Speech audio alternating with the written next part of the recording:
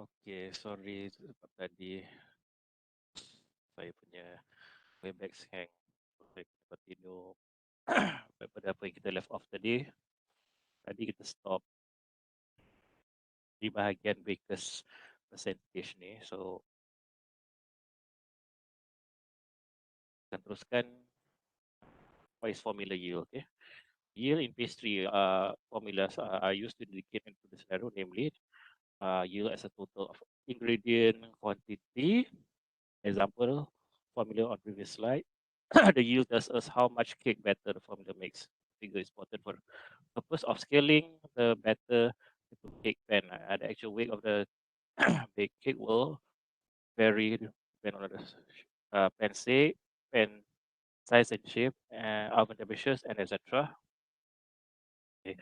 Yield is not the same as the total weight of the ingredients. When the sugar and the water are boiled to make syrup, about half of the water evaporates. Thus, the actual yield is less than the total weight of the ingredient. And for the sake of convention, when the yield is not the same as total weight, the yield is indicated above the ingredient list rather than below it. Ini contohnya. Okay. So, generally speaking, in bakery, just merely measuring the ingredients is not enough. The ingredients should be used exactly as specified as per instruction. Okay, if bukan saja you kena measure up to 1 to 2 grams, tetapi 1 or 2 grams of that certain ingredients mesti dimasak pada duration yang tertentu menggunakan peralatan yang tertentu. Kalau you um, tak ikut sukatan masa ataupun guna peralatan yang berlainan, end result dia uh, akan menghasilkan result yang mungkin you tak expect from there. Okay, so it's important to follow the instructions thoroughly, bukan saja dari segi berat, malah dari segi masa memasak dan juga peralatan untuk masak. Okay, many bakery items don't function the same. Okay, tepung kek, tepung pastry nampak sama, tetapi function dia berbeza-beza. Okay. Because formulas are balanced for specific ingredients, it means you do not substitute bread flour with pastry flour or any types of flour. Okay. However, a substitution may be made. Example, when instead of dry yeast for compressed yeast, but the quantity must be adjusted and formula rebalance. Okay. Kalau you nak buat pergantian juga, pastikan quantity itu di-adjust dan rebalance sebelum you proceed. Right. Alright. Now, when you mix the ingredient, especially flour, because when you mix flour, gluten develops. Okay. Now, gluten, by definition, is a substance made of protein present in wheat flour, which gives structure and strength to baked goods. Ada kegunaan dia, tetapi setengah orang allergic pada gluten ni. So, tergantung pada siapa you nak serve makanan ni kepada. But for normal healthy person, gluten banyak, gluten sikit tak ada masalah. It is cuma orang yang tak boleh ambil gluten, yang tu je kita kena jaga-jaga. Okay. Alright. Before gluten ni develop, it must first absorb water. So tepung tu kena serap air, and when the dough or batter is make nil, dicampur, diadun semua, gluten is formed. Gluten tu dibentuk dalam bentuk long elastic strands. Okay, elastic in nature. As the dough or batter is leavened, these strands capture the gas and tiny pockets of cell, and which what causes the product to rise atau kembang. Okay. When the protein is heated, it coagulates, becomes firm or solid, similar to how an egg solidifies when it's cooked. Right. Similar process also occur in bakery products that coagulates of gluten and is partly what gives structure to the bakery product. Right. Okay. There are various ways on how you can control gluten. Amongst them, first you can use flour that is mostly starch, but is okay. Flour is mostly starch, but is the protein or gluten content that should be more concerned. Food technologists must be able to control The gluten, i.e., in a French bread, needs to be firm and chewy, which requires much gluten. On the contrary to cakes, which has to be tender, which means very gluten. Uh, when cake requires less gluten, so that's why cake flour is more favorable when you do cakes. Okay. All right. Ingredient proportion and mixing methods are determined in parts by how they affect gluten department.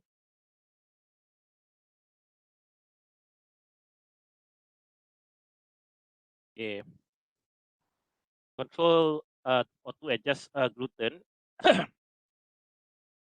consider the selection of flour because the type of flour are classified either they are strong, medium, or weak, depending on the protein content itself. Okay. Right. Strong flour comes from hard wheat and have a high protein content. Weak flour comes from soft wheat and it will usually have a low protein content. So red flour generally dia considered strong sebab dia ada high protein, while wheat flour yang biasanya diguna untuk kek tu dia rendah lah kandungan proteinnya. Okay. Right. If you want to make bread using a different flour rather than blade flour, for example, you want to use rye or other grain, you must balance the formula with some other high gluten flour so that the bread has the structure. Kalau you guna semua wheat flour, kan roti you tak akan berdiri tegak. Dia akan apa roboh atau runtuh. Okay. Okay, other things you can consider is the shortening. All right. Basically, any fat used in baking is called a shortening because it shortens the gluten strength. The fat surrounds the gluten particles and lubricate them so they do not stick. Okay. A cookie or pastry that is very crumble, which is due to high fat and little gluten develops because of the shortening. Okay. So kalau guna any margarine, any butter, dia akan kurangkan jumlah gluten dalam adunan dough ataupun cookies tu. Okay. As for liquid, since gluten protein must absorb water before they can develop, the amount of water in the formula can affect the toughness or the tenderness. Okay. Pie rice cookies are made with very, very, very little liquid in order to keep them tender. So air cair juga memainkan peranan dalam pembentukan gluten. Okay. Okay. Dan last sekali ialah mixing method. The more the dough or batter is mixed, the more gluten that is going to develop. Okay, for bread dough, the time for mixing or kneading, um, the more times that is mixing is to develop the gluten. However, we do not want to over knead the dough because we don't want to make it keras in texture sebab gluten ni kerana dia untuk bagi structure. So we should knead or mix the dough according to the suitable time. Don't overdo it. Okay. Meanwhile, pie crust, muffin, and cake batter must be tenderized and must therefore you have to mix the batter for pie crust and muffin for a very short number of time. Okay. Kita mau tender, kita tak mau keras. Lihat.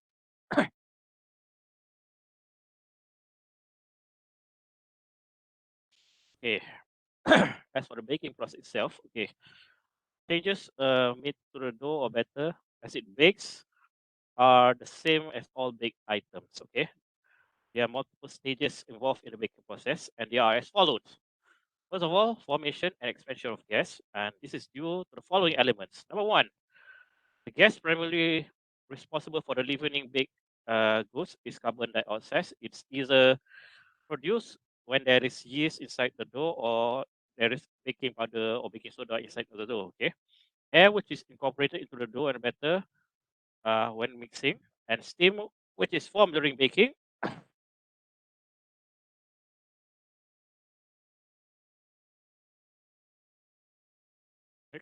In which some gases improve bread dough as well as air in sponge cake are already pressed in the dough. So as when they are heated, the gas will expand and, in other words, leaven, kembangkan the product. Okay, the trapping of air in air, the trapping of gases in air cell as the gases are formed expanded. They are trapped in stretchable network formed by protein, i.e. gluten in the dough. Okay, Without gluten and egg product, the gases can easily escape, thus leavening, poor leavening of the pastry product. Okay.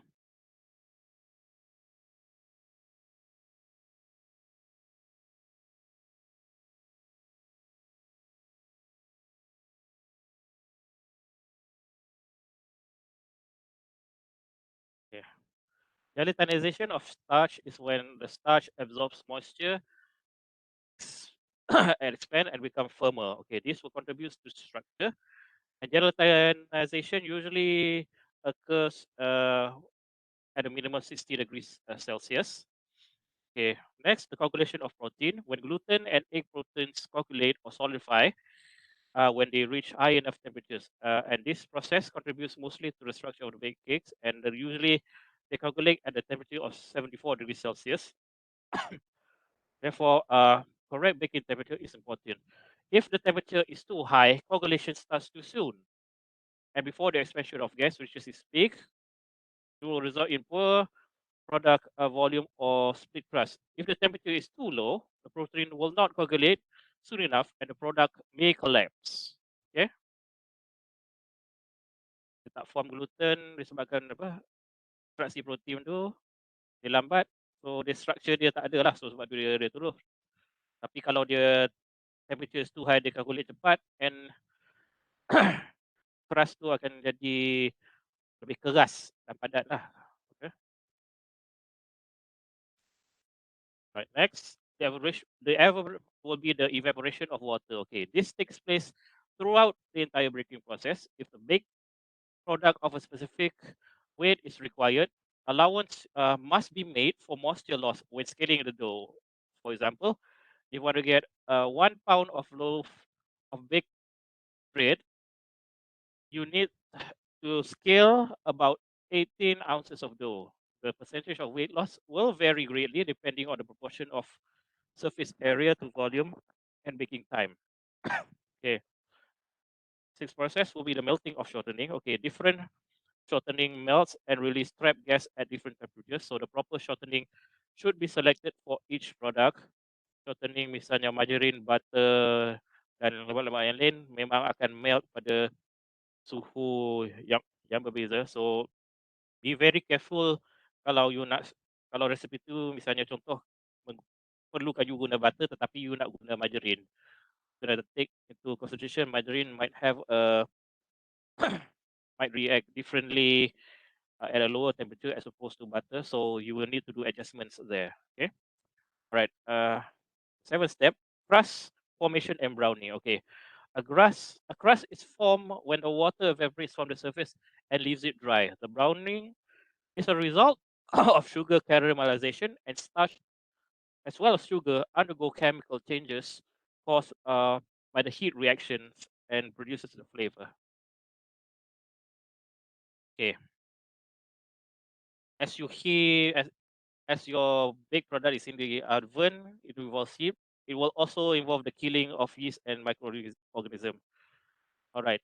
Other than yeast, the dough may contain other organisms, including secara tak sengaja mungkin ada bakteria dan mold. Dan yeast biasanya akan yeast will usually die when the interior temperature reaches 60 degrees Celsius. And when the yeast die, the fermentation stops and no more carbon dioxide is released. So biasanya kalau produk roti, lepas kita masukkan yeast, kita tak immediately letakkan di dalam oven. Kita biasanya rehatkan dulu supaya yeast tu dapat apa?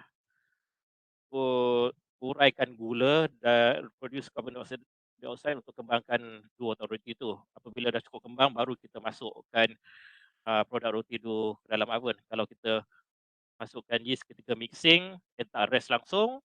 Bila kita masuk dalam oven, you punya roti tu takkan kembang dengan elok lah. Dia akan flat macam tu je sebab yeast tu dah terbunuh oleh oleh haba dalam oven tu. Okay, so that's why it's important bila you masukkan yeast, lepas you mixkan segala batter, rehatkan dulu batter tu dalam berapa minit, berapa jam, and then baru you bake. Okay, alright. Okay, once your product is baked, you will come to the cooling process. Okay. During this process, moisture will continue to escape even when the product is removed from the oven. At the same time, the cooling will begin, resulting in the gas still inside the product to be contracted. Okay, dia akan sikit sebanyak terperangkaplah gas yang ada dalam makanan tu apabila dia makin sejuk. Okay.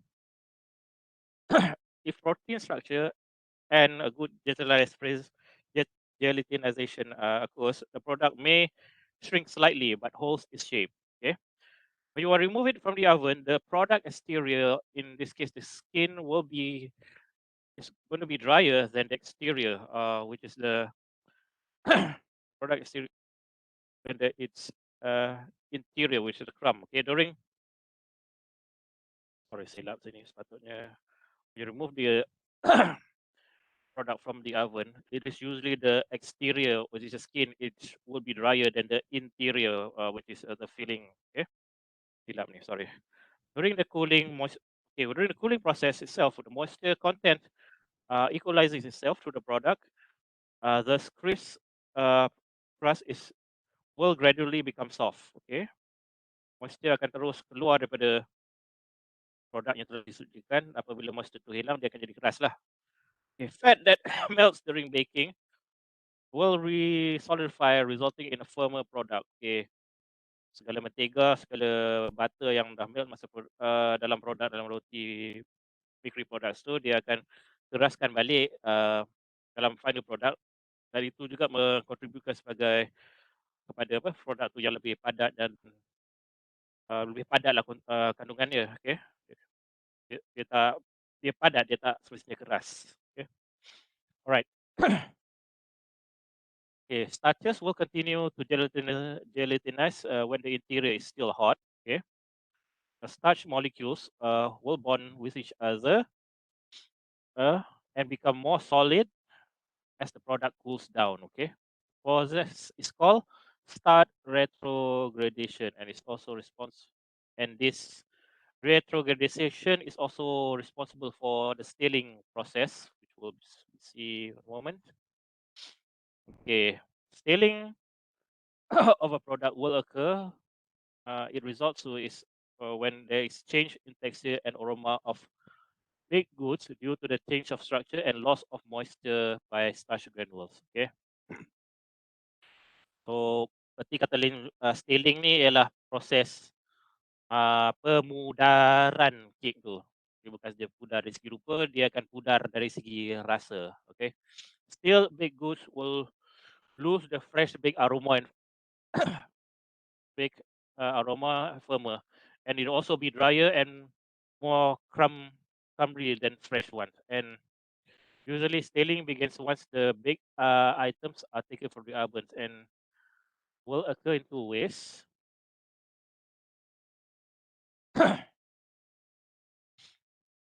Pertama is through obviously lah through the loss in moisture and the drying process. Number two is through the chemical changes in the structure of the starch. As I sebut tadi, starch retrogradation. Little or no moisture loss, which means that a well-wrapped loaf of bread would still. Okay, and retrogradation is rapid at refrigerated temperature, and it will usually stop at freezing temperature. Retrodegradation could be partially reversed by heating the baked products briefly prior to serving them. Okay, kalau kita tak mau kita punya produk tu terlampau stale, terlampau tawar sekat rasa, kita boleh juga consider reheating kita punya roti tu dalam oven. Cuma the level of freshness, the level of firmness in texture tu tidak sebagus apabila dia mula-mula keluar daripada oven and the first few minutes and few hours yang dia sejuk tu. Okay. Alright.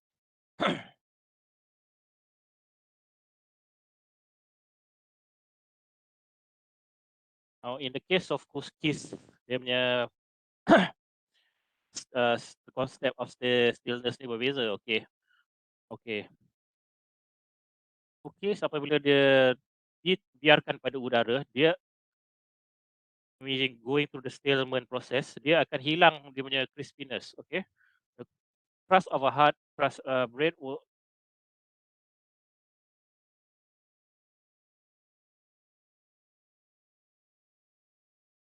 cookies yang dimasak kalau disimpan dalam tempat yang terbuka dan bukannya dalam airtight tu, dia memang akan hilang keramukannya. Right. The crust of hard crust bread will absorb moisture from the internal crumb and become soft and leathery. And if you reheat them, it will not only reverse the chemical failure but also returns the crispiness uh, of the crust. So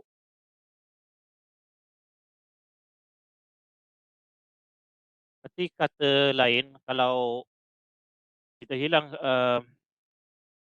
satu produk tu hilang kerangupan atau crispiness dia ni.